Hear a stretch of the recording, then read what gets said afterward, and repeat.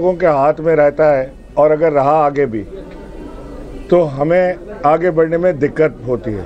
ये जो ज़मीर फरोश जो कहते हैं कि हमारा ज़मीर जाग गया है, चाहे वो पाकिस्तान तहरीक इंसाफ से ताल्लुक़ रखते हो, वो MQM से ताल्लुक़ रखते हो, वो काफ लीग से ताल्लुक़ रखते हो, वो BAP से ताल्लुक़ रखते हो या और किसी जमात से, हर बिकने वाला ज़मीर फरोश, बिकाऊ माल, लोटा पाकिस्तान की सालमियत को, पाकिस्तान की पॉलिसी मेकिंग को, पाकिस्तान की इकोनॉमी को डैमेज करता है। मैं ये बात वसूल से कहना चाहता हूँ कि OIC गुजर जाने दें। ये सारे जिन लोगों के ज़मीर जाग रहे हैं, इन्हें लग पता जाएगा कि ज़मीर जब जागता है और जो ज़मीर के मुताबिक फ़ैसला उन्होंने करना होता है 3.5 पौने 4 साल के बाद, चमक देखने के बाद, लालच के बाद, और जिस जिटाई के साथ वो घूम रहे हैं, उन सब को लग पता जाएगा कि इसकी क्या कीमत होती है। ये जो गवर्नर राज की बात हो रही है, तो इस पर आपसे कितनी मुशावरत हुई और कब गवर्नर राज लग रहा है या नहीं लग रहा है? ये गूंज बहुत पहले भी सुनी गई थी, अब भी।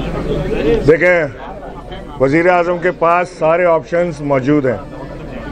शेख रशीद ने कल एक इंतहाई अहम मीटिंग में बहैसियत इंटीरियर मिनिस्टर, उन्होंने वज़ीर आज़म को ये एडवाइस की है कि सिंध में गवर्नर राज नाफिज करें, क्योंकि सिंध हुकूमत डायरेक्ट परचेजिंग में मुलव्वस है।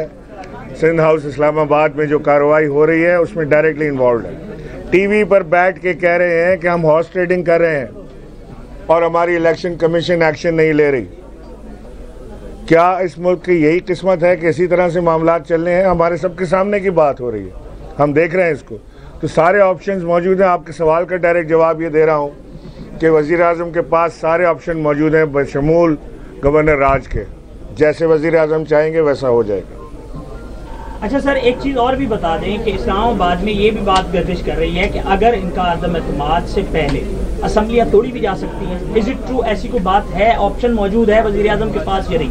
मेरे पास ऐसी कोई इत्तला नहीं। ये बताइए, आपने स्पीच में ये जिक्र किया कि इलेक्शन कमीशन समेत इदारे खामोश हैं, तो इस खामोशी में आपको क्या उम्मीद है कि OIC समिट के बाद, कॉन्फ्रेंस के बाद कुछ ऐसा हो जाएगा कि आपके फेवर में चीज़ें चली जाएंगी? ये इंशाल्लाह आप देखेंगे, आपको पता चलेगा। इमरान खान एक फाइटर आदमी है, उन्होंने लड़ना जानते हैं, उस लड़ाई को जीतना जानते हैं। बैटल ऑफ नर्व्स में उनकी नर्व्स सबसे ज़्यादा स्ट्रॉन्ग है।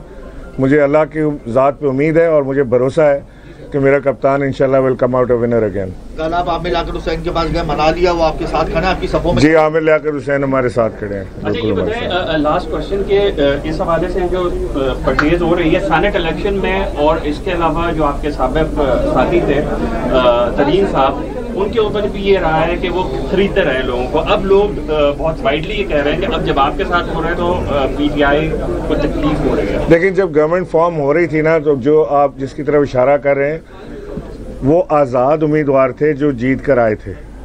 आज़ाद उम्मीदवार को 3 दिन के अंदर फैसला करना होता है कि उसने किस जमात को ज्वाइन करना है। उसकी कन्विंसिंग या उसको साथ जाना, उसको मिलाना, हर जमात का हक है। सब ये काम कर रहे थे, ये अलाउड है।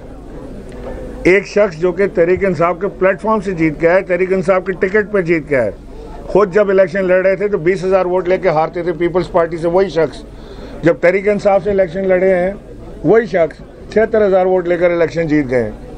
अब आज आंखें दिखा रहे हैं कि जी मेरा ज़मीर जाग गया है। अगर ज़मीर जाग गया है तो इस्तीफ़ा दो और जाके इलेक्शन लड़ो जीत के, और फिर अपने ज़मीर की आवाज़ के ऊपर बात करो। ये कौन सा ज़मीर है कि आप इलेक्शन लेके आते हैं आवाम से किसी और नाम पे, और जब आप वक्त आता है तो आपका ज़मीर जागता है और आप मुंह दूसरी तरफ कर लेते हैं, और आपका ज़मीर जागता भी पैसों पर है, आपका ज़मीर जागता भी वजारत की लालच पर है, आपका ज़मीर जागता भी नैब से अपने केसेस ड्रॉप कराने के वादे पर है। ये कौन सा ज़मीर है जो इस तरह से जागता है? PTI के बहुत पिन पॉइंट शुक्रिया। पे सबसे ज़्यादा कौन है? मौलाना फजलुर रहमान, आसिफ जरदारी PTI के पिन पॉइंट पर कौन है? निशाने पर खान साहब ने बताया ना, या शहबाज शरीफ? खान साहब ने क्लियर आपको बताया कि तीनों उनके निशाने पर हैं। इंशाल्लाह तीनों से इकट्ठे नहीं होंगे।